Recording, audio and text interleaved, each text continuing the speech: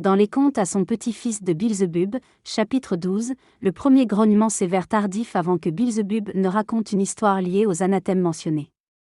Cette histoire offre un regard sur la psyché étrange des êtres à 3 cerveaux de la planète Terre qui intrigue le narrateur. L'histoire récente parle d'un écrivain ordinaire parmi les êtres terrestres contemporains.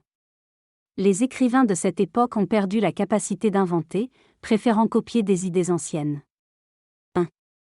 L'écrivain décide alors d'écrire un évangile et se compare favorablement aux auteurs des évangiles bibliques. Le livre est bien accueilli par le peuple, mais perturbe les puissants de la communauté qui voient une menace dans son contenu. Il décide de se débarrasser de l'écrivain et de son évangile, mais rencontre des obstacles. Un écrivain et son évangile ont été publiquement anathématisés par une communauté. Au lieu de les faire taire ou les éloigner, cela suscite un vif intérêt. Les habitants achètent et lisent ces textes. Leur fascination grandit au point de négliger leurs autres activités. Les discussions autour de l'écrivain se répandent dans d'autres communautés grâce à certains individus influents.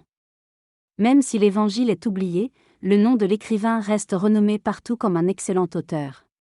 Sa réputation est celle d'un être extraordinaire, bien que peu de gens aient réellement lu ses ouvrages. Cette curieuse situation souligne la place singulière de l'écrivain.